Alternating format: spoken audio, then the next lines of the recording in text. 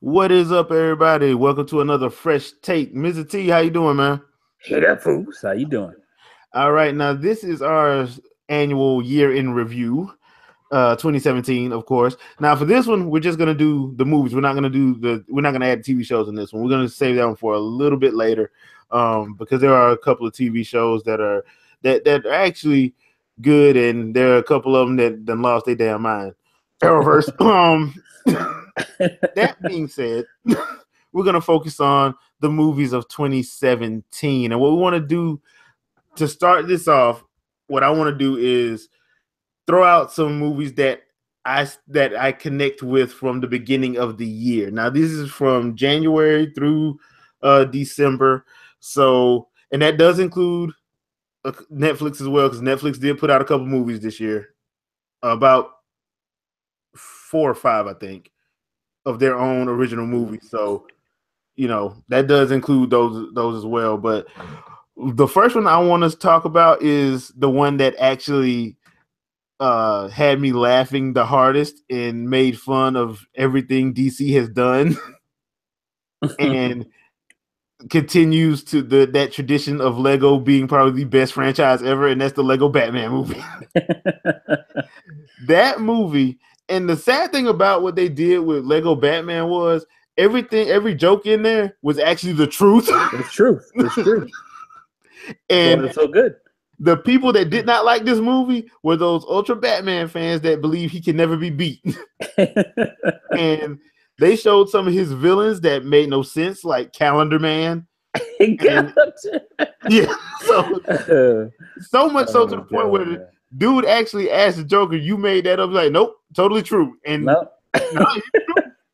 he was in Batman the animated series. Think of mine. Man hasn't. Only time I thought Calendar Man was kind of cool was like Arkham. What was that? Arkham City he was in, right? Yeah, Arkham. He was just like in a cell. Yeah, and that was the coolest I've ever thought of. Calendar Man. A lot of superheroes have really weird villains because they start coming out, running out of ideas and come up with crazy stuff. But and honestly, he really was like a throwaway comedic villain. But yeah. The mere fact that he was in there, right, and the way they did the movie, it actually kind of got deep for a second because Batman and all his egotistic narcissism, he really was a horrible person. he was a horrible person to be around. Yeah. Period. And they made you feel more for the Joker than you did for Batman. And that's pretty sad. He made the Joker like the Joker. He had like people in the theater was damn near like when the Joker almost cried because he thought he was his favorite. He was his most.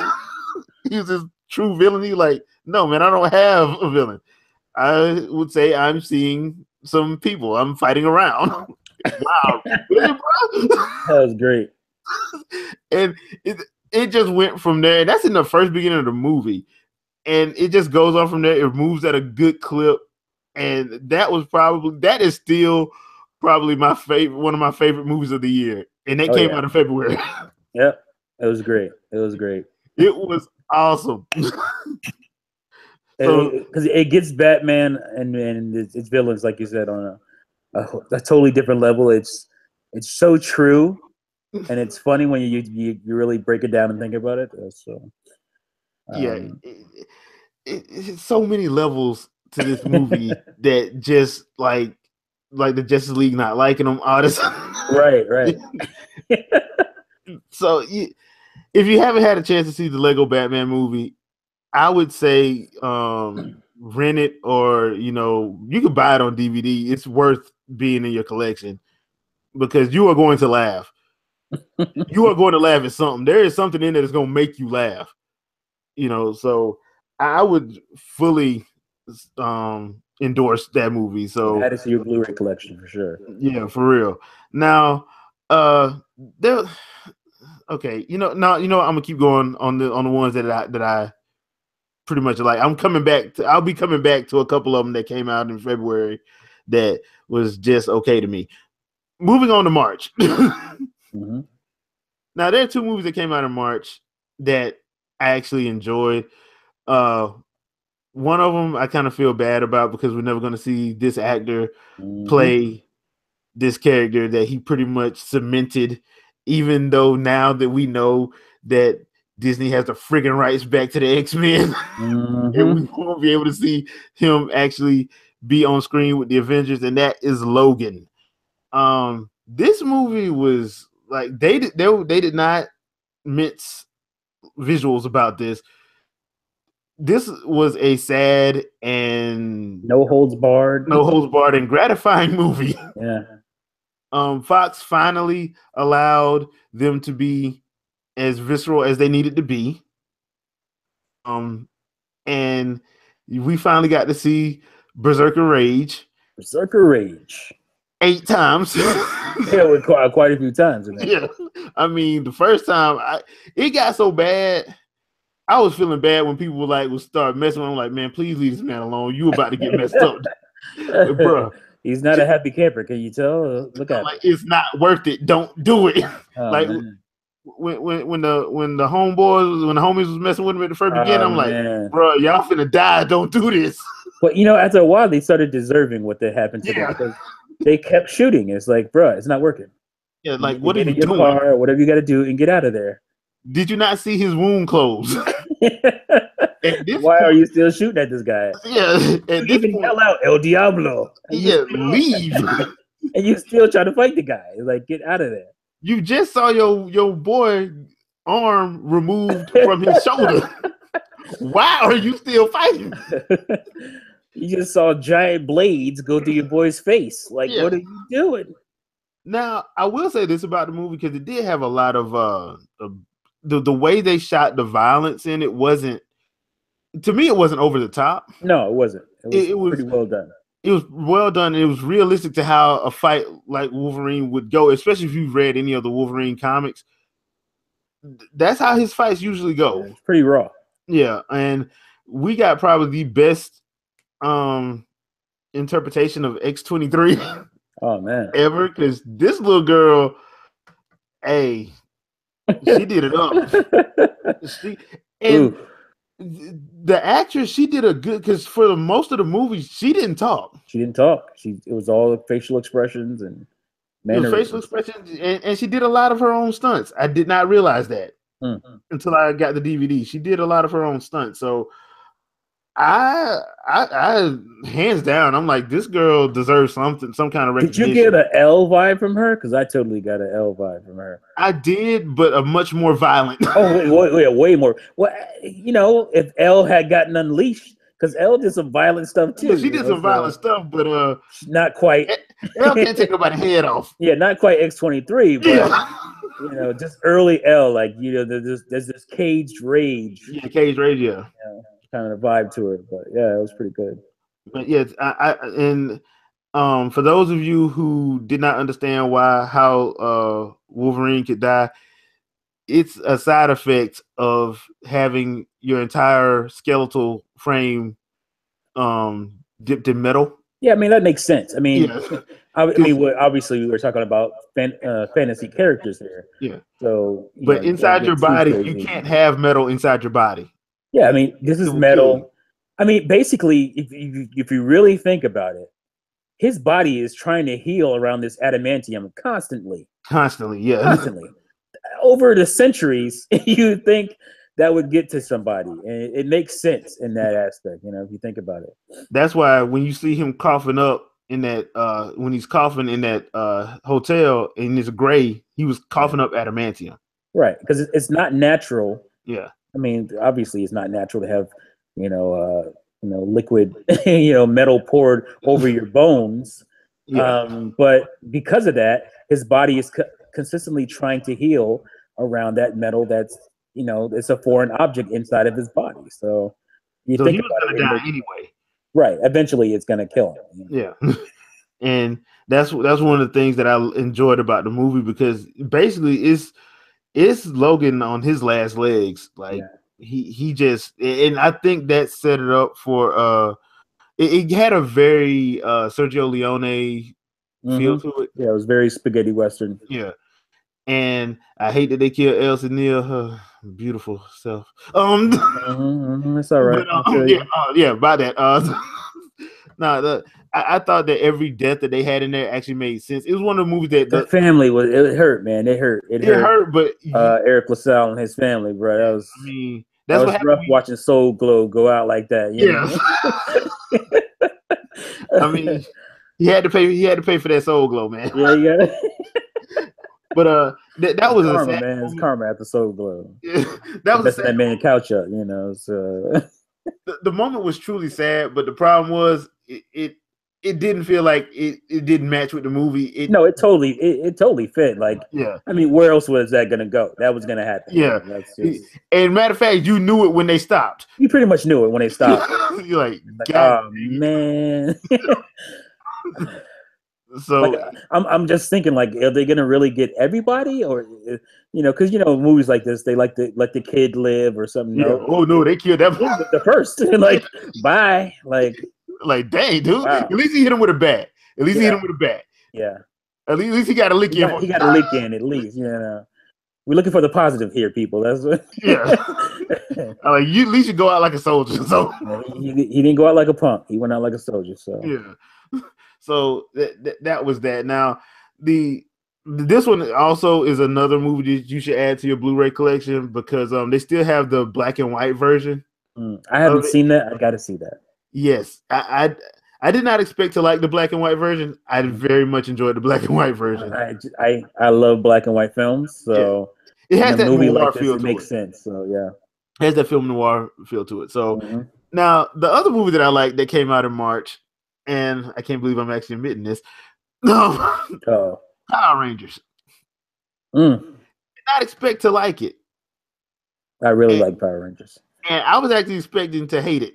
Me too. But the way they did the movie, it actually made sense. And my favorite character was the Blue Ranger. RJ Cyler. Yeah, he was a glue. He was a glue for sure. Because there's a couple actors in that I was like, I could care less about. But him and Dacre Montgomery that plays the Red Ranger, I thought I could watch the two of them as a team up any day of the week. Yep. They just had, it was just, their chemistry was on point. Yep. And they carried the movie for me. They totally carried it. And plus Elizabeth Banks, the way they played her role as Rita was not playing around with people. No. Like she was. I didn't know what to expect when you saw those first images or whatever. It was like, are they gonna go campy with this? Yeah. And not really. No, they went sci-fi horror. Yeah. And it worked because she now for a PG-13 movie, they didn't get like gory with the kills, but she killed them dudes. Oh yeah, they were murked. Yeah. And the way they did it was actually good. Now I did have a little issue with some of their design choices on the CG because it's gonna have CG in the people. So if you complain about a movie like this, okay. I mean, what else they gotta do? They gotta do big dudes in rubber robot suits. Yeah. Like that's not gonna work in a movie theater. Yeah, I actually had a dude tell me that they should have did like they did in the original show and have like the little like no. Are you serious, bro? That was not gonna translate to terrible. You do realize back in the 90s we didn't have high resolution, right? I was trying to remember the movie from the 90s, and it's like, oh, even they did CG for the Zords, the Ooze one, which they didn't really have to. They could just did in the show, but even they was like, we can't just do the rubber suit thing for the Zords. We gotta. Yeah, it just wouldn't. It doesn't look right in 720p. It's not cinematic. Yeah, in 720, 1080, and 4K, it doesn't look right. Yeah, you can really see the matte lines. It looks terrible. Yeah. And you can get away with that in standard definition, 320 by 240 or whatever, but no. Not when you go higher than that. No. So yeah, that one just that just wasn't gonna work. So April rolls along. Yeah, I didn't really care for anything in April. May. So May hits. Now, y'all know how Disney normally loves to start off the summer blockbuster season. So they released Guardians of the Galaxy Volume 2. And it works. Yeah. I didn't like the movie. Well, I don't want to say I didn't like it. I didn't care for it the first time I saw it, but the second time I was like, oh, this is actually pretty good. Yeah, like I wound up enjoying it because let's be honest, Chris Pratt and Kurt Russell are hilarious. Yeah, well, that's the thing. That those guys carry the movie. Yeah, and Chris Pratt has chemistry out the wazoo. Yeah, pretty much with everybody on screen. Yeah, and the funny thing about it is, Marvel realized that they couldn't be serious, so they just kept it a comedy. Yeah, which is nothing wrong with that because we expected that because that's what the first one was. Yeah. So the first one to me was more fun. Yeah, but that story was told. What else could you do? Yeah. They had to tell a story basically where who his father was, and I thought it was pretty well done. I thought there was some heartfelt stuff in there. There was some serious stuff, and I enjoyed it. And there is a shot of Pac-Man in it. Oh yeah, I mean that was a cool, like throw because there was an earlier mention of it or whatever, and it was like a nice payoff, the Pac-Man thing. You would have thought they went there. Nice. Because the fact was like you were like, why did they bring that up in the first beginning of the movie? That's why. That's why. Yeah. So it worked. It totally worked. It totally worked. It worked for me as well. So I thought that it was awesome. And there was a couple other movies that came out of May. We're not gonna talk about them right now. And that gold leader chick, she can get the D. I'm sorry.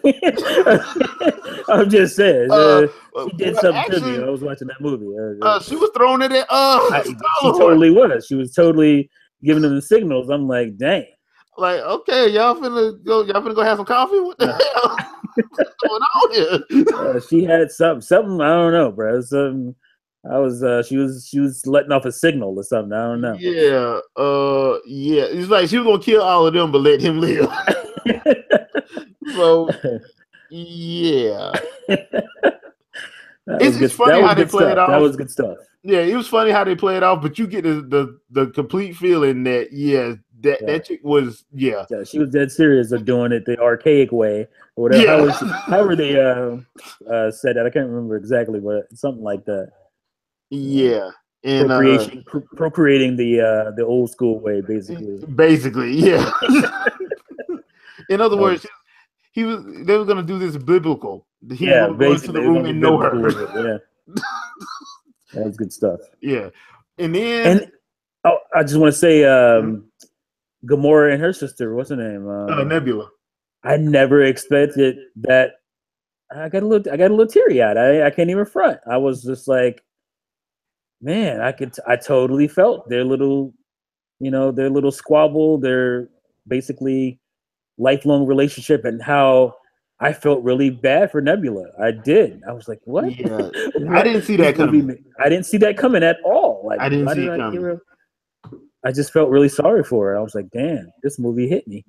Yeah, because I think it's how she says it. Yeah. When she explains it and breaks it down. Yeah. You're like, damn. I'm like, oh, snap. So and what Thanos did to her basically, because she left. You just feel terrible. Yeah, so I'm like, dang, so that's why you all messed up in the head. Mm-hmm. But yeah, that part it does have because it's that moment and it's another moment involving Star-Lord that you really like, dang, cuz so yeah. I don't want to spoil that part because that part not to spoil it, but yeah, that part in the movie, when you get to it, you completely understand why he flips out. Yeah. So, yeah, that movie was good. That's what I like. I like conflict that it resolves itself, but it's born out of emotional weight. Yes. I don't care for like, oh, look at this fight scene. It's so cool.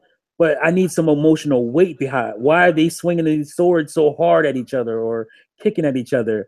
That's what makes the fight better. You know what I'm saying? So, because we talked about Star Wars earlier. We'll have a review on The Last Jedi, but a lot of fanboys. Oh, the choreography and the lightsaber battles are so much better in the prequels than the original trilogy. I'm like, yeah, but so what? There's no emotional weight behind it.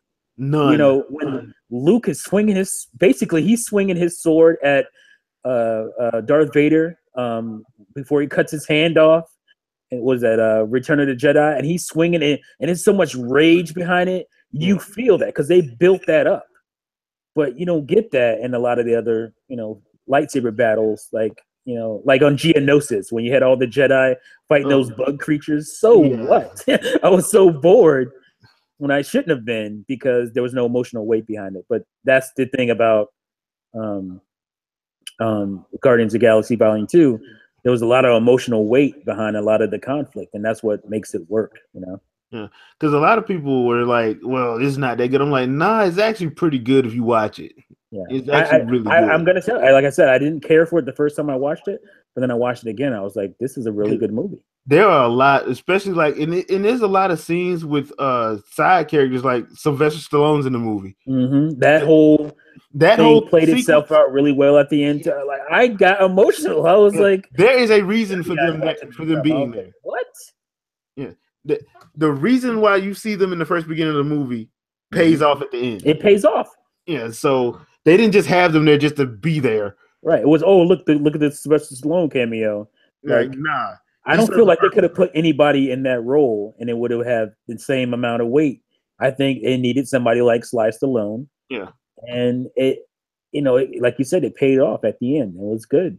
Because there wasn't too many dry eyes in that theater at the end of that movie because of how it ends. There's a lot of different emotional things like that. There's a sister, like I said, with Gamora and Nebula.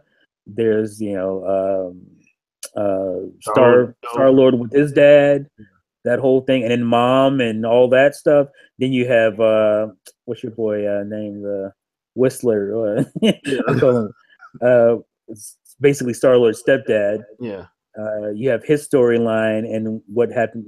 Basically with the group of what was the group called? The Ravagers. The Ravagers, like why they had to splinter off. Right. When you have that whole thing, I was like, this all works.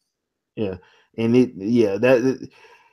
I would tell anybody to watch it, especially if you get a chance, try to watch it by yourself. Just so you can pay it, because you need to pay attention to a lot of stuff in the movie. I mean, it wasn't, like I said, it wasn't as fun and swashbuckling, if you will, as the first one, but I liked it still because it had that emotional weight to it, and I believed it, Yeah, and it did work wonders. And then we get to the real meat of the summer. Now, the meat of the summer, we have possibly one of my favorite films of the summer, period, and that's Wonder Woman. Now when I went into Wonder Woman, about emotional weight, I wasn't expecting. I was scared. I'm not gonna lie, people. I was scared. When I went into Wonder Woman, I was scared. I was scared. I was walking into a movie that was gonna hate. If you're a man, we hate you. Oh my gosh! That's what I thought I was walking into. And before people start saying something, yes, I thought that because you understand when you start hearing people talk. Because it's getting to a point nowadays. It's like, is James Cameron the only one that can write a strong female? Yeah. Is he the only one that could do it with all those political agenda crap? Without a agenda. Right. Because he was doing it a long time ago. He started doing it a long time ago. So he was doing it before anybody else was doing it. In Hollywood, act like there's not enough of that. Well, there's a guy that was doing it a long time ago, and got females Oscar nominated in science fiction movies because he was so good at writing strong females. So I think she won, right? Didn't Sigourney Weaver win? I think she won one. Yeah, she won the Oscar for Best Actress for Aliens. Yeah. So yeah, I mean, this isn't anything new, and so like you said, I guess we both kind of went in like, oh gosh, are they gonna play up this whole kind of social justice thing? And they're gonna write a really good, strong female character, and the whole woman director. They specifically went after a woman director. It's like, is this an agenda? Is this agenda over telling a good story? And no, it wasn't. Thank goodness. Thank goodness. Because there were some people, because I did get into some discussions with some people who are of that agenda. And that specific agenda, and I guess we had a good discussion. I'm not gonna try to act like I went at them. No, I didn't do that. We had a good discussion about the movie, and the thing was, and I explained to them what I was worried about, and I like the fact that in this movie, yes, Wonder Woman is off the chain. She is battle tested. She's trained. You know, she's going to handle the situation. But the way they portrayed World War One, there was no way in the world she was gonna walk. She was gonna get into that village alive if she didn't have some help. Right. And And she was still vulnerable. yeah, That because is a lot of people the most important thing, I think. have a misconception. They think that Wonder Woman is invulnerable. No, Superman is. Yeah. And Supergirl is. not even, I don't mean just like, oh, obviously she could be killed. Yeah. She's so skilled at, like, basically using her gauntlets to knock away bullets and all this. She can be killed. She can Yeah, be she struck can. and be penetrated. But I meant emotionally vulnerable. Yeah, Like that too. she was still emotionally vulnerable, and not just for women, guys. Its characters need to be emotionally vulnerable too to make them better characters. So it's not just. There was two guys in there, two of the actors in there, two of the male characters was actually you got to see their sides. Exactly. And it was actually, especially the sniper, that kind of hurt my heart a little bit. Man. How he got frazzled and he wasn't right. Yeah. He just wasn't right no more after that. But I liked how they portrayed it. They didn't like beat you over the head with it. They actually portrayed it, and it was to me it was fair to everybody. And Gal Gadot, oh my god, yeah, I liked her in Batman vs Superman because she was probably the best thing in there to me. Yeah. But she nails Wonder Woman. It's so funny how far I've come, and a lot of people have come with her being Wonder Woman, and she owns it. She completely owns Wonder Woman when I did not see that happening.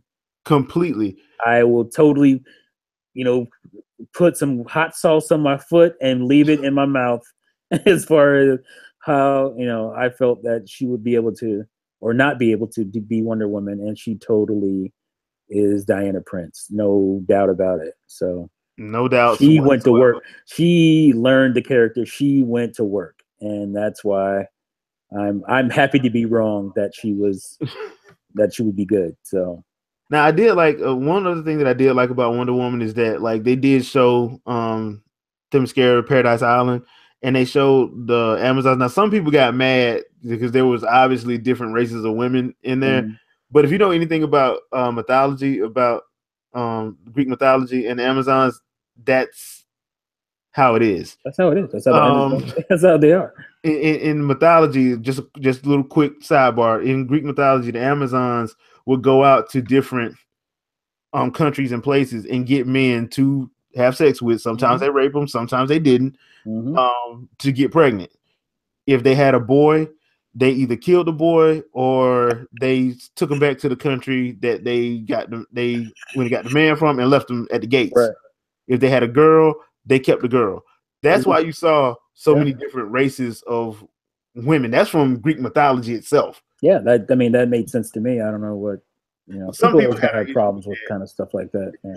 These are the people who had an issue with Idris Elba being Heimdall and Thor. So exactly. So that's why we don't give those people too much attention. Yeah, but sometimes you have to actually explain why. Yeah. And this is one of those moments where I had to explain why, because if you go back and read Greek mythology, that is why they that's just what they did in mythology. So it is what it is. Enjoyed the movie, even though the ending went a little bit Dragon Ball Super for me. A little bit. I still enjoyed it. Yeah, I still enjoyed it because I still to this day think that's what DC should have did with all this stuff. Add some color to it and add some, humor and emotional weight to it. Make a fun movie, not a brooding movie. Not a I don't want to be a hero. No, you should want to be a hero. You stupid jackass. There was a lot of this movie that reminded me of like the first Superman movie. Yep. Where it was comical. They had comedy in there. Sometimes it went over the top with like Lex Luthor or whatever, but there was still like emotional weight to it, and that's what this movie nailed. It nailed the comical scenes, the more levity stuff, but it also had like emotional weight that wasn't overbearing, So and they gave us a hero that wanted to save people. He wanted to save people. It wasn't like it was put upon her. It was like a I don't know what I curse. should do. She actually wanted to save people. So, and that's why I fall out with some DC fanboys, because I'm like, dude, heroes. That's what heroes do. Heroes don't have, midlife crisis is about saving people. there's no conflict in that. Not about saving people. No, not about saving people. They want to save people. There may be conflict in who they are and what they're about, but they have this ability. They have these abilities or whatever, and they want to use them for good. That's what heroes are. So yeah. But moving along, once again, that's probably one of my favorite movies of the year. And it ain't my favorite movies of the year. List ain't that high. So that's one of them. Now July rolls around, and Marvel just had to get their stuff back from Sony. Thank you, Marvel, for doing this. And we get Spider-Man: Homecoming. Thank you, Marvel, for showing Sony how to actually do a Spider-Man movie. Yes. Thank you. Especially after the amazing, not so amazing ones. Yeah, thank you for just showing people that, look, man, this is what happens when you let us get our stuff back. That's why I have hope for X-Men. Spider-Man: Homecoming, good movie. Glad that they kept it centered in high school, with him being in high school. Liked Michael Keaton's take on the Vulture, because I didn't know what take they were going to do with the Vulture, but I kind of liked his take on the Vulture, because and once again, this is classic Marvel. This is all Tony Stark's fault. Seriously. So it being Tony Stark's fault, and it was kind of like a coming of age kind of thing for him, because if you watch Civil War, Peter Parker is trying everything in his power to impress and live up to his favorite hero, which is Tony Stark, Iron Man. And getting to know Tony Stark, he comes to realize a couple things about Tony that pisses everybody else off about him. And through the movie, you come to find out that he really didn't need the suit. He really didn't. It was nice to have, but he really didn't need it. He was just as much of a hero, and I like that. I actually like that. And I like the fact that, because there were things about the suit that I didn't really care for. So yeah, but I did care for Jennifer Connelly. Oof. Yeah, I mean, I didn't know at the time that was my woman. Yeah, but now knowing that, I'm like, oh, okay, that's cool. And I did like the way they did, because they took an unconventional route with how they wrapped this up with the villain. Yeah, and I thought that was interesting for them to do, seeing as how normally we have the big cinematic blowout fight, and it was a big sequence. Yeah, it was a big sequence, but it wasn't like this big, like, stupid, ending or whatever. It actually made sense, and he was trying to save this man, right? And that was the thing that, like, to me, set it apart. Like, he wasn't gonna let him die. He actually was trying to do everything in his power to save him, and he wound up doing it, and inadvertently created the Sinister Six. So, good job, man. But yeah, once again, I enjoyed the movie. Not it depends on how you feel about it. I enjoyed it. There were some things that you could hear our review on. There were some things about it that I just like, okay, dude, y'all should have kept that out. But other than that, overall, I enjoyed it. Great job on it. Still way better than the Amazing Spider-Man movies. So yes. And it's probably gonna be better than Venom, and it's probably gonna be better than Black and White. Oh gosh, whatever the hell else Sony's trying to do.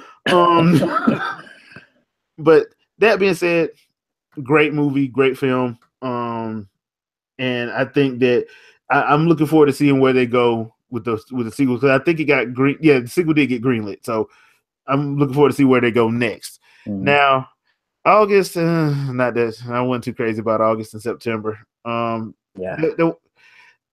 That was a movie that was okay to me. It was more of a guilty pleasure movie for me in September. And that was Kingsman: The Golden Circle. Oh, Kingsman! Oh, what a letdown. Yeah, it was more of a guilty. It wasn't bad, but it was just like not. Yeah, it wasn't like that for me. So, it's one of those movies that you like. You know what? I like this, but it's a guilty pleasure thing. Very forgettable. Yeah, which is surprising. Yeah, I was Even completely. though I do like the Orange Blazer. Vaughn did not direct this one. No, he did not. Right. So that has a lot to do. That's probably a problem. Yeah. So we'll see what happens with the third one. Like I said, not bad, not great, whatever. November, Thor Ragnarok. Thor Ragnaroks. Now, I'm gonna be completely honest with you people. I had, even though I thought the first Thor movie was passable, the second one was horrible. Just being honest. Upon further viewings, when I watched it like 2 or 3 times, I'm like, dude, this is atrocious. But this one I had no expectations. I'm like, okay, let me see what Taika Waititi is gonna do. He's more of a comedic director to me anyway. But I was like, okay, let me just see what they do with it. Dude, to me, he knocked it out the park. Yeah. And I think that's what Marvel needed with Thor, to not take it seriously. Yeah. Just don't take it seriously. Like, they were trying to make Shakespeare meets Game of Thrones, and they shouldn't have did that. Yeah. I mean, I like Kenneth Branagh. I thought he did a serviceable job with the first one. There were things that I did like about it. I thought it was well structured and whatnot. But Ragnarok is easily the best Thor movie. My only gripe, and I think we talked about this in the review, is that they made Thor himself too quippy, too jokey and clever and whatnot. And I think it would have been much better had he not been, had it been just people around him that were like that. He was still. I think that would be funnier. I think that's the stuff that worked for me in the first Thor. Yeah, because he was a straight man. That he was straight and like he was so fish out of water. That was way funnier to me than him being like, goofy, clever, kind of one-linery, Especially when you got Tom Hiddleston. When you have everybody else to play off to do that stuff, that's good. You're fine with that. Let them be those characters. Because they even let Hulk get a couple of one-liners in there. So. Right, even Hulk got some stuff, and I'm like, okay, yeah, everybody doing. Okay, so you don't really need to do this, do you? I mean, if you look at even Guardians of the Galaxy, Gamora plays pretty straight. Yeah. Obviously, Star-Lord is goofy himself or whatever. Han Solo. Yeah, but Rocket Raccoon, he's not like one-linery. He's kind of snarky and whatnot, but he's not like jokey one-linery. And Drax is just. And Drax is just funny because he's so straight. Yeah. He like everything. He takes everything literally. That's what makes him funny. Yeah. That's what I think makes Thor funnier. So that was my only problem. I thought the movie was well paced and all that good stuff. And I thought, Kate Blanchett, so. Oh, Jesus Lord, man, that woman. And people were actually mad that she was playing Hela. I'm like, y'all crazy. Y'all crazy. But it's like her or Eva Green, Yeah, I'm like, man, whatever. And Tessa Thompson, man, yeah, Tessa Thompson. I can't wait to see more of her. I'm hoping Marvel signs. She young enough, signed her to a 9-picture deal. Throw in stuff. For real. But I agree. I think this was the right direction for them to go with Thor. Yeah, they had to go this way with Thor to make it just because if you're gonna have your cosmic line be more comedic or whatever, ain't nobody gonna get mad at that. No, nobody's gonna get mad at that because they'll know that's the tone for these. Like Captain America's tone is spy thriller, serious. Yes, and they're really good at those. Yeah, So if each of the movies going to have their own particular tone to it, I don't think I have a problem with that. Yeah, honestly. And this one I thought Marvel did a great job. Even the parts of that were obvious rips from Planet Hulk, I thought they were done great. Yeah, I thought they did well. Yeah, without actually having to do a Planet Hulk movie. There was a movie. It had to be one of the Marvel movies, obviously. where they kind of set it up. And this is before Ragnarok. Oh, it must have been like Spider-Man, right? No, it was Avengers. You talking about Age of Ultron at the end? Something happened where they were fighting on a planet. It was two gladiators, basically. And it was a flyby or something. I just saw it, so it had to be like. I saw it this year, so it had to be like Spider-Man or something. Maybe it wasn't Spider-Man, but I'll probably know what you're talking about, but I can't think of it right now. Spider-Man has like 2 or 3 endings or something, right? That's like Guardians of the Galaxy got like 8. Oh, maybe it was Guardians of the Galaxy. Yeah, they got like 8. It was probably Guardians. That's probably what it was. There are so many post-credit scenes in Guardians of the Galaxy. I got mad because at that point I knew James Gunn was just messing with people. Yeah, it's probably Guardians. Yeah. So yeah, Thor, great movie. If you haven't had a chance to watch it, I think it's still in some theaters, but they may be gone now. Because I think it's supposed to hit DVD fairly soon. I think it's supposed to hit DVD in March, I think. So you may be able to see it, but if not, when it comes out on Blu-ray, I think it's a good pickup, you know. Now, here's the one that I think people are gonna you know, I don't know if people are gonna like it or because there was a lot of division about it. Yeah. I like Justice League. I did too. And I will tell you why. I thought that this was a movie that, even though I would have handled some things a little bit differently, I thought that they made a fun movie that was straight and to the point. And before you start complaining about, well, we didn't get character origins for Cyborg and Flash and Aquaman, I know that. Yeah. But you already know they're going to have their own films. Yeah. And, so, you know, you can't blame this movie for that. You can't blame this movie for that. You could blame, you know, WB for not setting this stuff up a little bit better. Yeah, but if, in my opinion, if this is what you're gonna do, this should have been done before, in my opinion, before Batman vs Superman. It should have been just what they should have did was. But it wouldn't have been a Batman vs Superman, but this is before that because what would they be fighting about? You know, it's like. Well, that's what I'm saying. Like in New 52, it was an invasion. Yeah, they would have had to change the whole story structure. Yeah, you would have to change the whole story structure. But I'm like, that to me, that's what that would have been a good thing first, and then have the separate movies spill out of that. Because we already knew who Superman was, so we wouldn't have to worry about that. Right. But everybody else could have had their own movie spill out of that because of this invasion that happens. The thing with this is. We had Suicide Squad, Man of Steel, Batman vs Superman, and Wonder Woman, and so yeah, we didn't have enough time to spend on Aquaman, Cyborg, and Flash. I'm sorry, right? I wasn't gonna sit in a 4-hour Justice League movie. No, I'm just not gonna. I'm gonna tell you right now, I'm not gonna do it. So, because Batman vs Superman, if you talk to fans, they would all say, yeah, it feels a little too long. Yeah. So I understand why some people have problems with it. Me personally, I enjoyed it. Yeah. And I wouldn't mind it being long if it set up stuff better, and it didn't do that. But there's nothing set up, so yeah.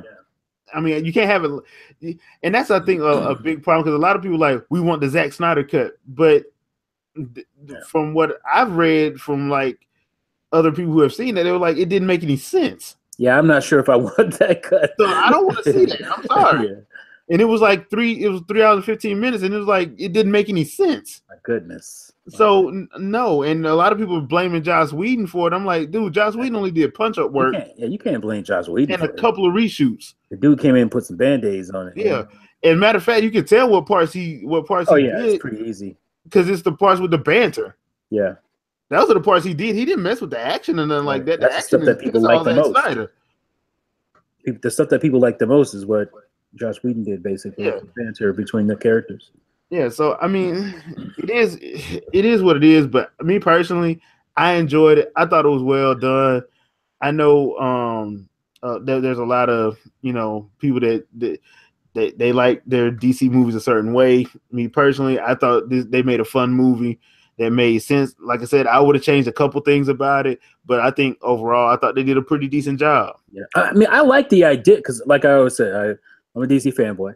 like I always said, I always felt like DC stories in the comic books were a little bit darker. So I don't mind that idea of them being darker, but the execution hasn't been that great. You know, it's Yeah. like it's one thing to have a vision for, more, brooding type of movie, which you can do, but it could still have levity. It could still be, like You can still make it fun. even the animated movies and stuff. There's dark stuff in those movies, but there's still levity in there. There's still fun.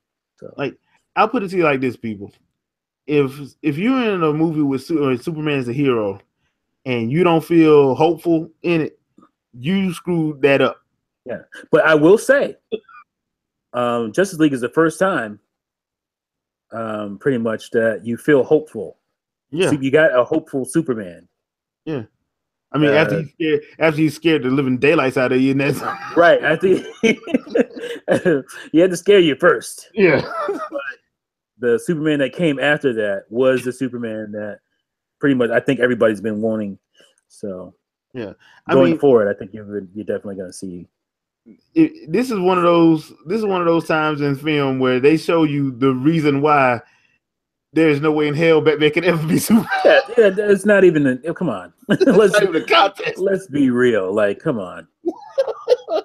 Like, it's like, even if obviously you throw the kryptonite thing in. It's like, well, I'm Superman. I can see you from 20 miles away. Yeah. I'll just, like, oh, you got something in a box that I can't see through? Well, that's lead. So obviously I'm not dumb. Yeah. You got some kryptonite in there. I'm out of here. I'll just blast you from the sky, with my laser eyes, like, come on. So, like, if you had any doubts that if you were one of those people that's hanging on to the fact that you think Batman can beat Superman, they made sure in a 5-minute scene that no, he can't. No, only reason he won is because Superman was holding back. Yeah, if Superman is not holding back, he's a dead man. It's done. It won't even be a long fight. It's quick. No. Come on, let's be real here. Yeah, we'll just leave it at that. Now, one's a superhuman being, and one's a rich guy with some gadgets on his belt. Like, come on, in a bat suit. In a bat suit. It was like. No power. I love them both, but I know who's the more powerful one. Who's this, the dude not to be messed with. Yeah. Now, the last movie that I actually enjoyed, because I'm not going to talk about Star Wars because we're going to actually do a review for that. But the last movie I enjoyed actually came from Netflix, and that's Bright. Right. Now, Bright's been getting a lot of haterade. It's been getting so. I'm so surprised. I'm kind of confused. It's like. It's not based on anything, right? It's not based on a novel or anything like that. Nope. It's Max Landis wrote the script. He's the guy who wrote Chronicle. I think that's part of the reason. People just hate on Max Landis. Yeah, they don't like him because let's be honest, sometimes he can be narcissistic ass. Sometimes. Like I don't know if you watch Red Letter Media, but like people have a certain perception of Max Landis that I don't think that's not the real him. Yeah, like he may come off as arrogant or whatever. I just think people don't really understand where he's coming from. And he was on that show. If you have the chance to go check him out, go check out. I forget what it's called. I think it's like We Sit Down with Max Landis or something. And he explains himself, and it makes complete sense to me now, because I was like, who's this guy think he is? Like, you think he's writing Shakespeare plays or something? His writing isn't all that great, but it makes more sense if you see him, basically explain himself. So, but people just hate on the guy. I totally understand that whole aspect. I think that has a lot to do. It's at least a part of why people, just initially didn't like Bright. Yeah, but after watching it though, I'm like, dude, this is actually a pretty good movie. Now, I will say this: it is a chase film. Mm-hmm. That being said, in chase, I didn't realize that going into it. Yeah, but once I realized that's what it was, I was like, all right. Yeah. Now, once you realize this is a chase film, that means some of this stuff that you want to see, like they're not going to have time to do background. They're not going to have time to do, it's gonna set up the world initially, but it's not gonna go into it. Yeah. Because it basically takes the place of a night. Right. It's over. Yeah. It's over. It's a 1 night period. Yeah. And at that, and on top of that, they're being chased the whole time. Mm-hmm. So like, and by chased, I mean chased and getting shot at and fighting, and they are hurting. Yeah. By the end of that movie. See, I think for me, like I tell you what, the vibe I got from it right away was like Alien Nation. Yeah. Alien Nation. Yeah. Like, so I was totally expecting to be like, all right, he's partnered up with this orc, basically. If you watch Alien Nation, the movie or the TV series, there's a lot of like prejudice. This is not original. There's a lot of prejudice around like aliens, and same thing with orcs. There's a lot of prejudice around orcs. And it's funny because they team him up with a black guy. They team him up with there's the irony in that, which I like that idea. So I was expecting to have this like Council LAPD force, right? So they're racist against orcs now, which is to me was hilarious to me. And it's like, so I was totally expecting it to be some kind of like detective mystery where they go on this kind of basically case. And you learn stuff through that. So once I realized it wasn't that, I just kind of sat back and like enjoyed it for what it was. But I think some people may have just like, no, I wanted it to be that Alien Nation thing where they go on this kind of like, like I said, detective story and figure out all these clues, and which would have been cool too. And you could still do that. Bright 2 could totally be that, Yeah, because it did get greenlit for a sequel. Mm-hmm. Oh yeah, totally, yeah. I mean, I enjoyed it. I think it's worth checking out. And once again, it's on Netflix. Mm-hmm. So if you have a Netflix account, you're not doing that New Year's Day. Just go and watch it. It ain't hurting you. You ain't like it's renting anything. It's right there for you. It's not free because you're paying a subscription, but it technically is free because you're not paying anything extra for it.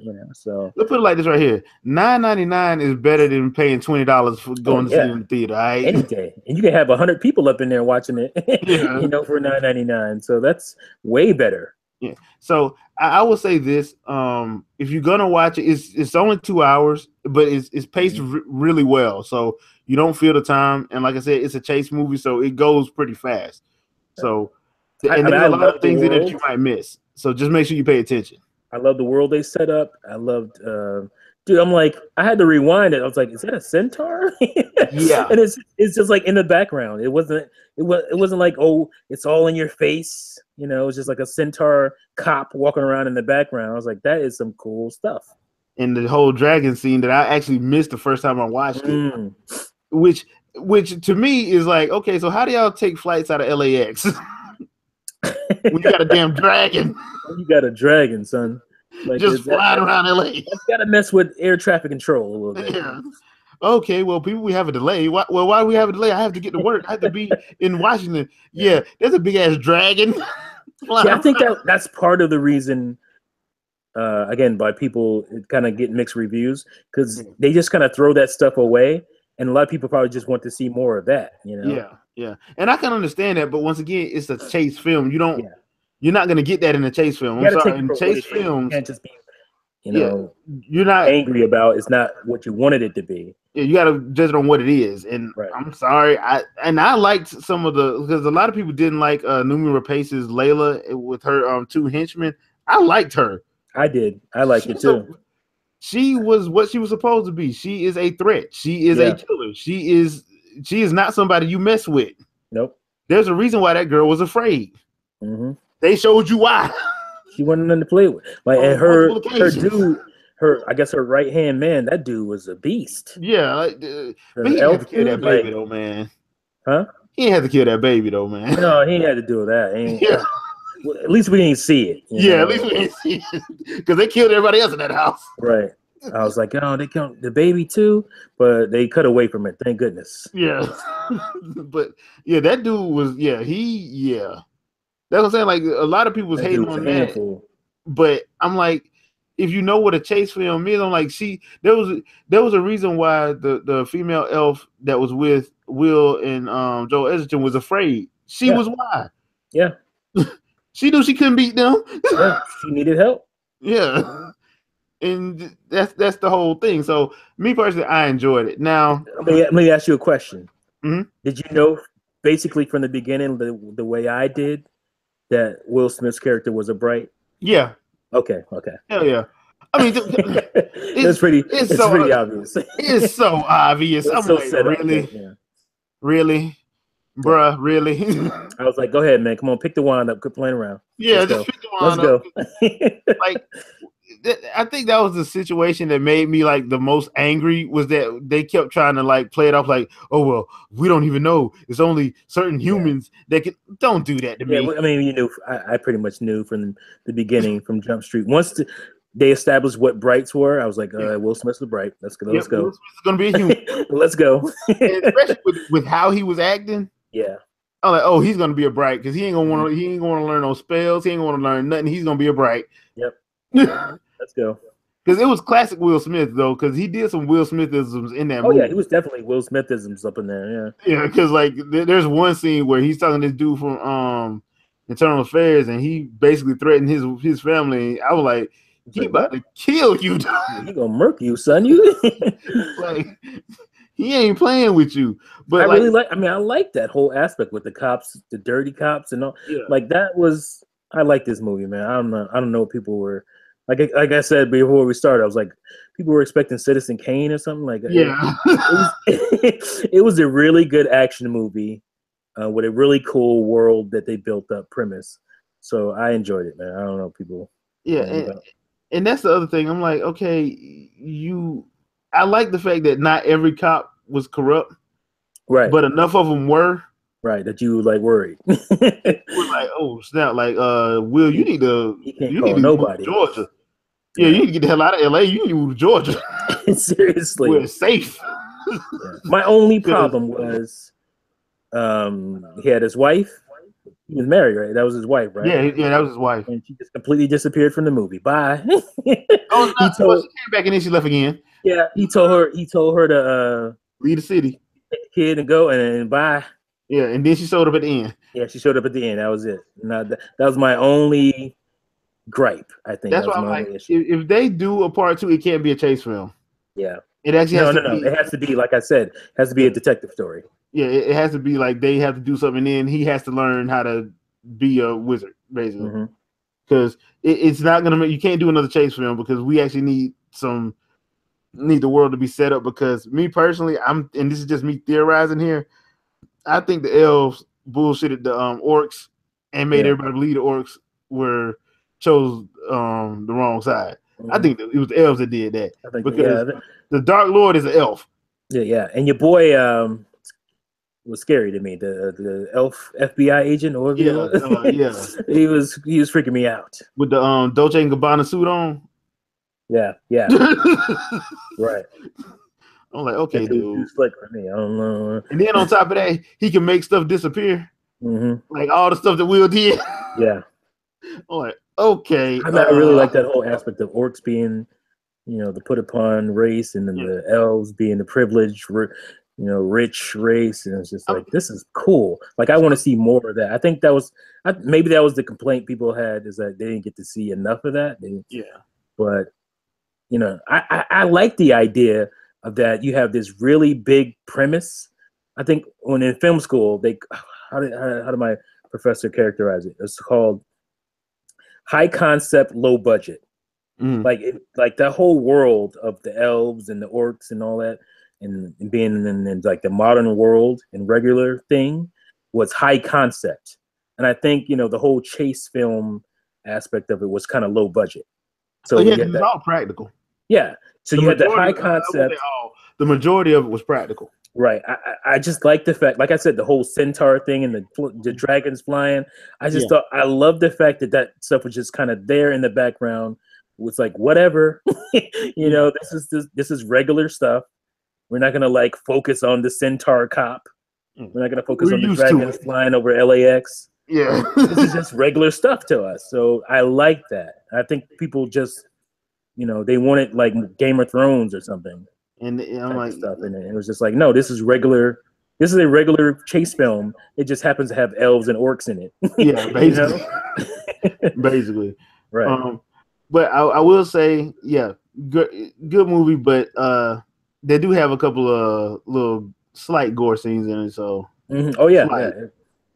Because it's not nothing like over the top. No. But it is in there. It's in there.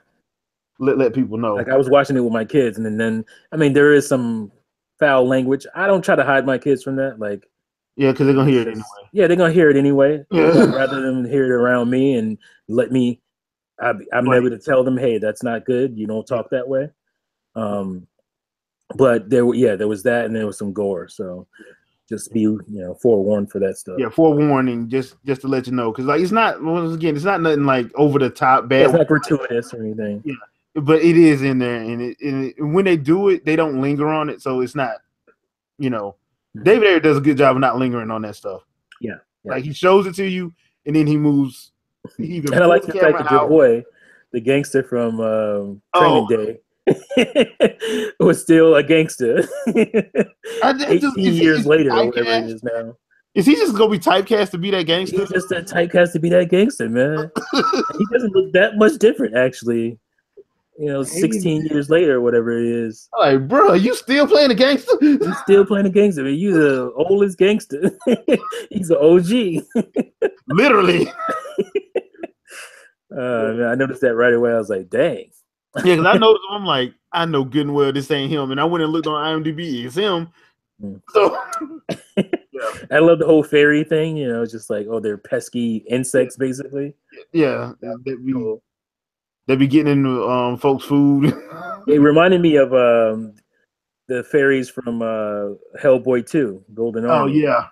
It's just like they're pesky. They're not like these beautiful little girls with, butterfly wings. They're just like little monsters. Those, basically. Yeah. And nobody likes them. Right. I thought that was cool. Yeah. Now, here's going to be where I talk about the few movies that made why the hell did I watch this list? All right, so I'm gonna name them out, and T, I want you to tell me why you think I went to go see it. Okay, so it's therapy session time. Therapy session, yeah. This is for my therapy. All right. Triple X. Turn us at the cage. You know what? I can't fault you too much for that because I'm sure you probably did too. Enjoyed Triple X, the original one. I did the original one. Yeah, and you just maybe hoping, but it was January. Yeah, and we know January is Hollywood's toilet bowl, where they dump the worst movies that they have for the year, and so that should have been a warning. But yeah, you hold out hope. There are some movies that come out in January that are good. So yeah, that's true.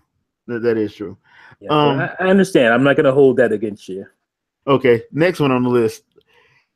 King Arthur, The Legend of the Sword. Was it that bad? I haven't seen King Arthur yet. I've heard from my boy Terminator Juice that he liked it. I'll put it like this. There were some things to like about it, but overall it's horrible. Is it? Yeah. It's like here's the thing with King Arthur. Like, who gives a damn about King Arthur anymore? Like, I used to like King Arthur when I was a kid. Like, I loved like Excalibur when I was a kid.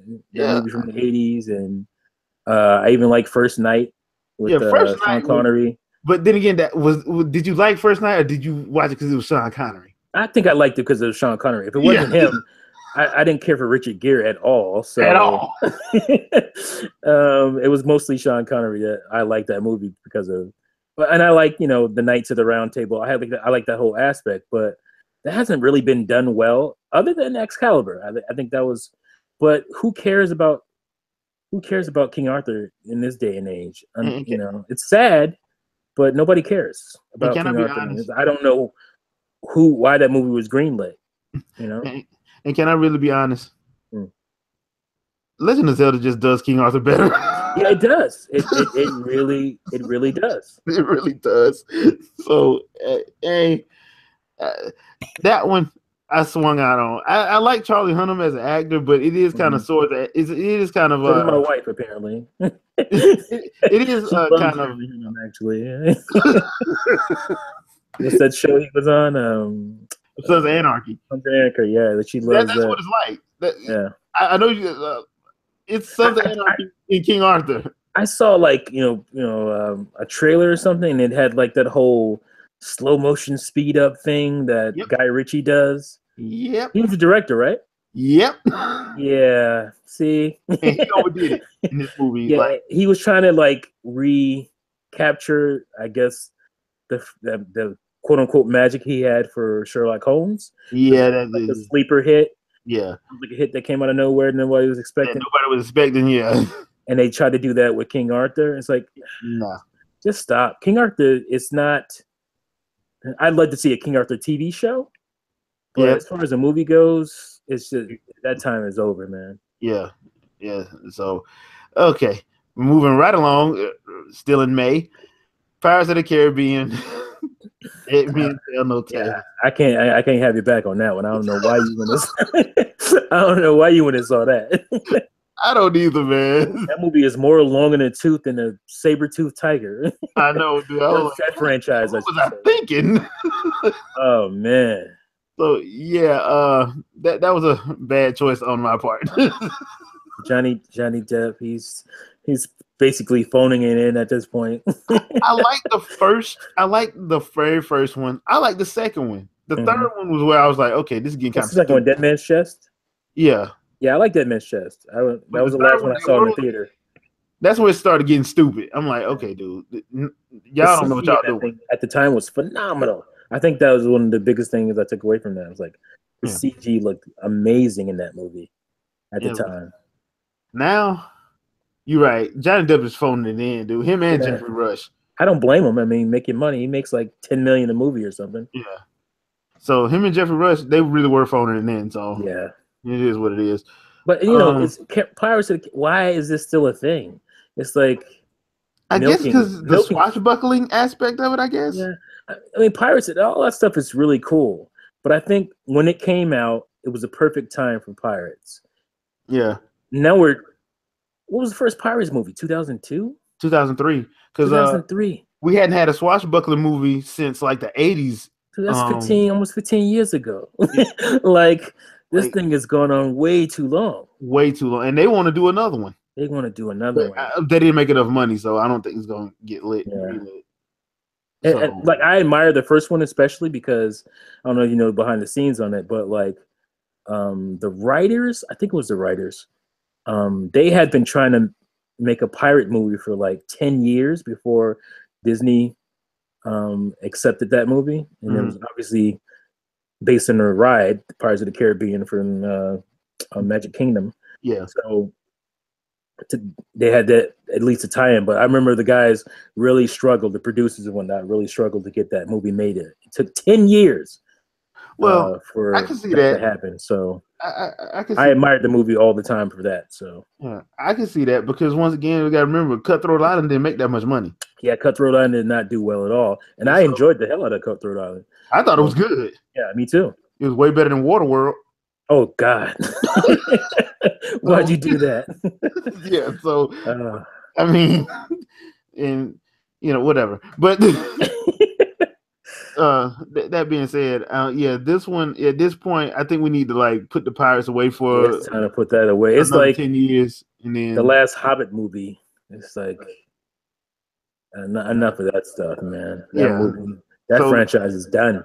Yeah, let's just keep it quiet and move on to bigger and better things. Now, this movie, I like it, but I probably shouldn't have watched it in the theater. And that's The Hitman's Bodyguard.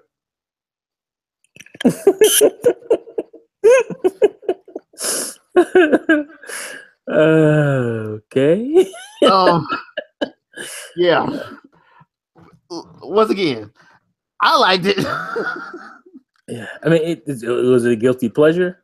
It was kind of a guilty pleasure, and I've always wanted to see like Ryan Reynolds and Sam Jackson on screen together in like a buddy comedy. Well, yeah, I mean, and on that level, I'm sure the chemistry was good with them, right? Yeah, that level it kind of worked, and I like Salma Hayek, but she ain't in it that much. But everything else about it was kind of stupid because when they went on screen, I was like, "This movie's dragging." What's called The Hitman's Bodyguard? Like I Yeah. don't even understand that.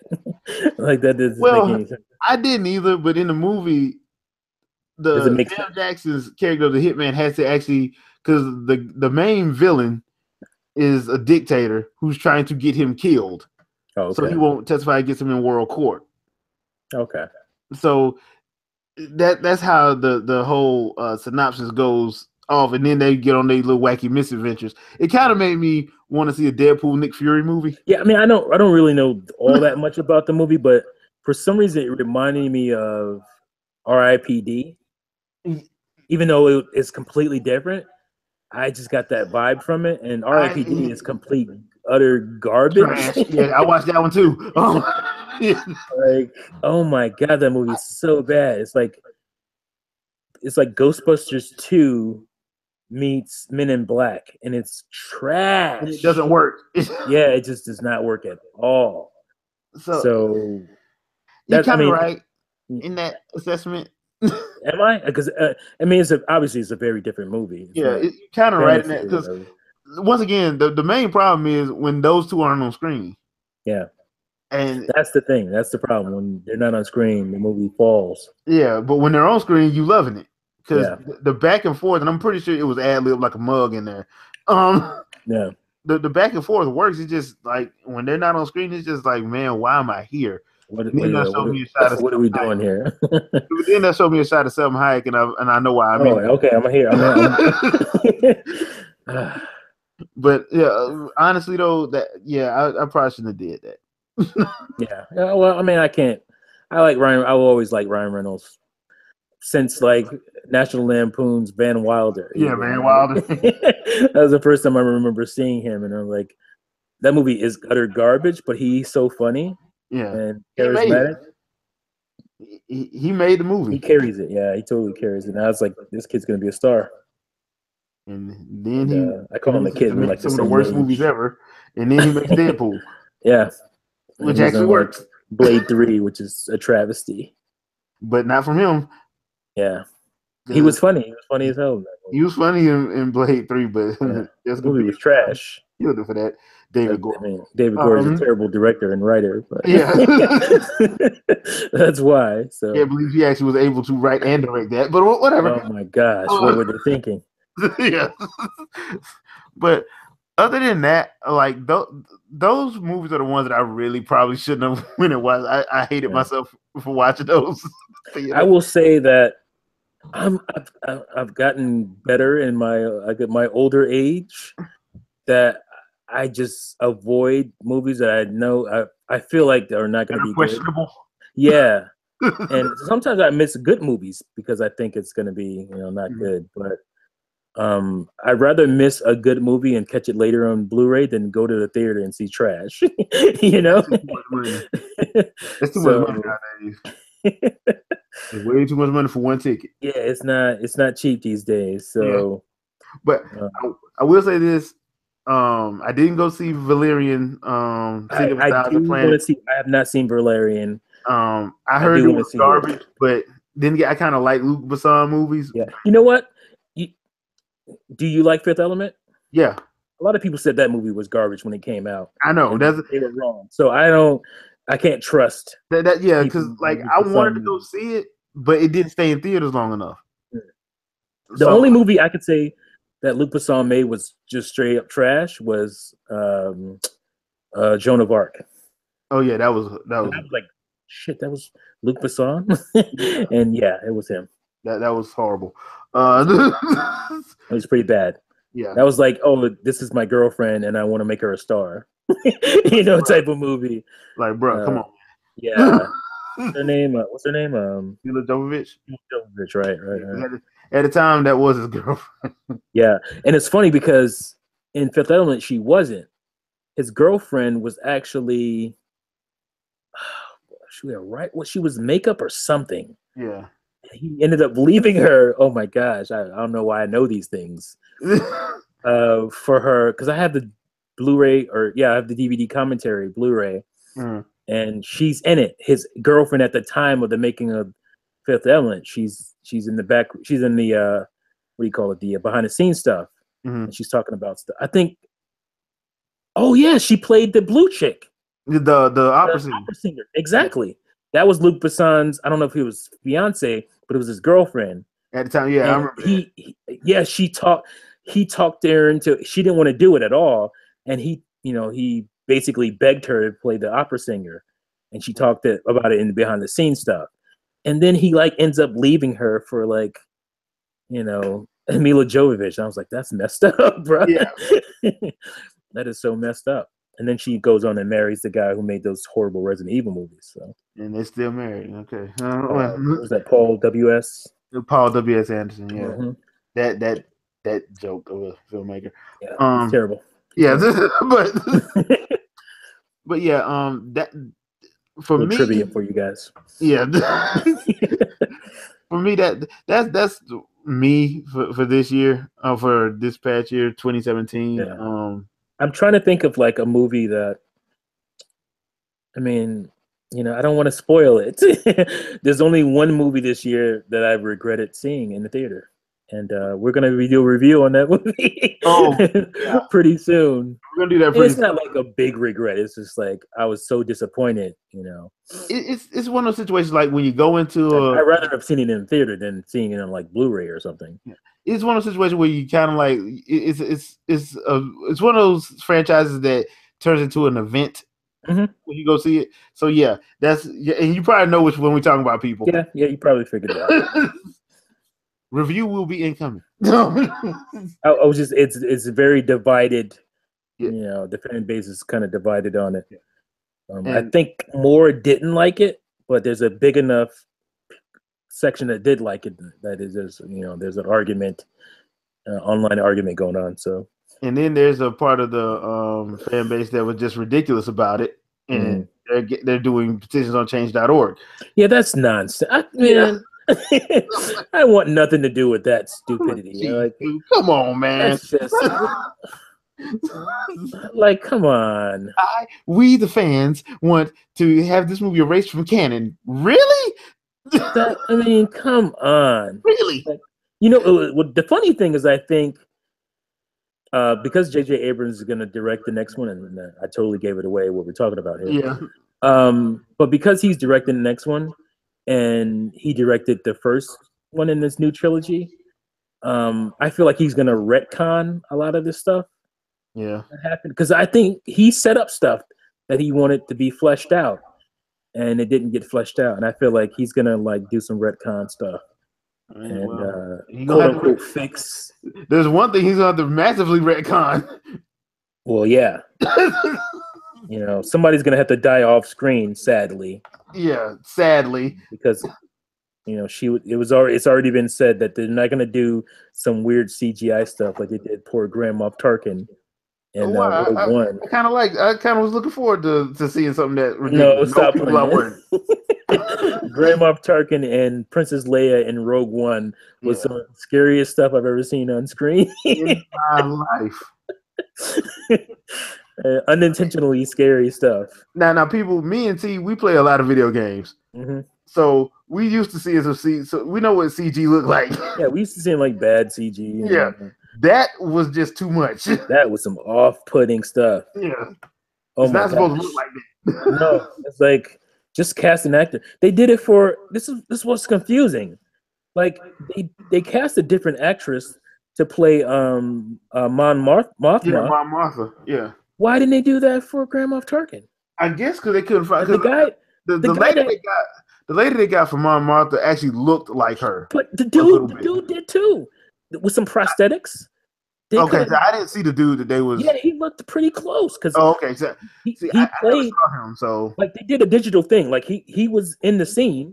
But they did the face thing. Yeah, they did a mesh over his face. But but they used him because he looked pretty similar. Well, that's because you don't have to do the mesh then. Yeah, why do the mesh? Just do some, because he's younger. Just do some old guy makeup and. We would have been fine with that. It was weird. Yeah. I mean, my problem with that in Rogue One was the fact that they kept showing them. They shouldn't have kept. You know what the problem was? I mean, why they didn't do what I just said? It's because Rogue One, the whole idea of Rogue One, the story, was made by a special effects guy. Oh, And so he felt like, I'm a special effects guy. These effects look good to me. I can make it work. Um, I don't know if you've ever seen like the behind the scenes stuff or the prequel stuff. Uh-huh. What's his name? I can't think of his name right now, but him and his brother are the creators of Photoshop. Oh. They made the program Photoshop back in '92 or whatever it was. Uh-huh. And he's an ILM guy, and he's the one that came up with the story for Rogue One. He's the one that like tried to push George Lucas to make that movie. And George never happened, obviously. But and then when they went to Disney, he pitched it, and they liked it. And I can't think of his name. Drives me crazy. I can't think. But if you've seen like the behind the scenes stuff, he's the guy with like the kind of goatee. He's young. He was young in the prequel behind the scenes stuff, but I can't remember his name right now. But him and his brother were the creators of Photoshop, which is pretty damn cool. Okay. So he's the one that pitched Rogue One to Disney, and they approved it. So it kind of makes sense, thinking of it in that aspect, because it's like, well, he's a visual effects guy, he's a CG guy, and he probably talked him into thinking that Grand Moff Tarkin looked fine, but he didn't. When there was no way in hell he did. No, he didn't. No. Yeah. He looked better than what's his name? Oh my gosh, Tron. Bridges. Jeff Bridges. Yeah, Jeff Bridges. He looked better than Jeff Bridges looked in Tron. What is it called? Legacy. Yeah, that was just creepy. Yeah, he looked better than that, but it's still not there. We're not there yet, folks. We're not replacing actors with digital people not yet. Not yet. No. I actually think Avatar did it much better. Maybe once we get to 32K, we can probably do that. But yeah, once we get 32K visuals. Yeah. Then, it's not even like the resolution of it. It's the motion of the face. Yeah. Facial animation and stuff like that. And the longer it's on screen, the longer you. Oh goodness! Because like if you put it next to something that's real, like if it's in a movie that's fully CG, like something like Appleseed Ex Machina, it looks fine. Yeah. But when you put it in something like that's supposed to be next to a real person, right? Yeah. And here's the thing: like I think they totally could have got away with like putting him in shadow. That I think that would have worked better, and not focusing on his face so much, like maybe focusing on the other actors. Maybe and people would have understood what was going on because the guy's obviously dead. Like I mean, he died in '93, right? He died quite a long time ago, so it's not like dude was old when he was in. People would have understood, right? Like at least the fans who know who he is would have understood that like this guy's gone, and they did this, this kind of shadowy stuff with him. That would have been way better. And then the Leia, oh my gosh. Yeah, that was even creepier. That was unnecessary. So unnecessary. Just unnecessary. Because even when you see Leia in the original trilogy, she's kind of in shadow, cloaked, in that first sequence with her and R2-D2 and stuff. So they could have, I think they could have shot around that stuff, man. Yeah, because he was covered up the whole time. Right. So whatever. But yeah, it's one of the just like I am so disgusted right now, and so creeped out. Like I'll never get that image out of my head. Yeah, never. CG Princess Leia is just creepy. Well, I'm gonna have nightmares about this. So seriously, it's just one of those situations. But that was 2017 in review. 2018 looks to be pretty interesting, especially the first half, because February is coming, and black. Yeah, trying to get black, y'all. We're going to Africa. Yeah, so I'm gonna give some tips to my fellow moviegoers about going to see Black Panther. If you're going to see Black Panther February 16th, and you're not used to being in a theater full of black folks, understand if you do smell barbecue, somebody brought it. The people are going in their purses and pulling out barbecue sandwiches. Yeah, just because we're trying to celebrate. Do not tell on nobody because they will mess you up. They'll wait on you outside of the movie when the movie's over with. They will see you. They will be meeting you. And as we used to say back in the mid-'90s, you're gonna have to show me a fade. Yeah. There will be massive amounts of talking in that theater. You will get color commentary whether you want it or not. Just roll with it. Roll with it. You know. Just roll with it and enjoy yourself. Do like I'm gonna do. Take the day off from work and go watch it in the morning where everybody at school. Yeah, you can do that. Yeah. That way you can enjoy the film. And then go watch it. And then go watch it with a group of people because it's probably going to be hilarious. Oh boy. I'm gonna watch it twice probably, so I'll watch it both ways. And I will, and in complete honesty, if you have never been to a black theater before, do not make Black Panther your first attempt to watch one.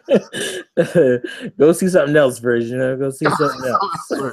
Go see like a horror movie at a black theater first. Do not make Black Panther your first black theater experience. Well, we're gonna be very excited. So yeah. You go see dashikis and it's gonna be in full effect. You're gonna see Africa emblems and you're gonna see a lot of afros. For real. Rolling them out right now just for February. So it's gonna be good stuff. Just understand that. But yeah, 2018 is actually looking to be a pretty good first, especially the first half. Anyway, we got Pacific Rim 2, Black Panther, Infinity War. Rampage with The Rock. Yeah, it's going to be very interesting. That looks interesting to me because I know that game sucks, so I'm gonna probably go watch it. And it's like Spy Hunter. Oh, excuse me. Rock was in that too. Yeah. So it's a novelty game. I'm expecting that to either it could go one of two ways, and I'm probably just gonna be in there for the campiness of it, and I'm hoping that it is campy. Yeah, it better be campy. You better not try to play it straight. Yeah, because if you try to play the series, I'm probably gonna be mad and walk out the theater. Yeah. But it's looking like it's gonna be an interesting first half of the year. So, any final thoughts, T? No, I think we covered the bases pretty well. We covered our movie likes and not so much likes. And, it was a pretty good year in film, so I'm excited for 2018. Yeah. Now we will be doing one for the TV shows, and we are going to be doing a review for. I was going to tell you we're going to be doing a review for Star Wars: Last Jedi, the controversial Last Jedi. Yeah, and we're probably going to get kicked off the internet for that one, but I'm just saying, just so you know. And you know what? We might as well do that one live. I think so. Yeah, let's see. And take questions. Oh, that'd be great. Yeah, this is gonna be funny, but we'll probably do that one live and probably set that one up for sometime soon. So, if that is all, people, we will see you guys on our next vid, and y'all have a happy holidays, or Merry New Year, and all that good stuff. Oh, you dropped a Merry New Year. Yeah, Merry New Year. Say that all day. That's so hilarious that you said. Yes, because I can't believe I just said that myself. And a little movie reference for you folks. We're not going to tell you what it is, but Merry New Year. And if you are going to go out, please be safe and all that. If you're going to go drinking, make sure you have a designated driver, man. It ain't that serious, in all honesty. It ain't that serious. Just make sure you have a designated driver if you're going to go get toe up New Year's Eve, all right? Take care of yourselves. Yeah, take care of yourself, man, because we need y'all to go see Black Panther. Exactly. We do. It's very selfish, but that's what it is. Yes, that's the reason why I'm telling you this. I need as many of y'all in the theater on February 16th through the 18th to make this work. All right? Well, they said it's been tracking better than Justice League, so and I'm hoping that these people go see it. So, all right. But in all honesty, be safe out there this weekend, and we will see you guys later. Peace out. Peace.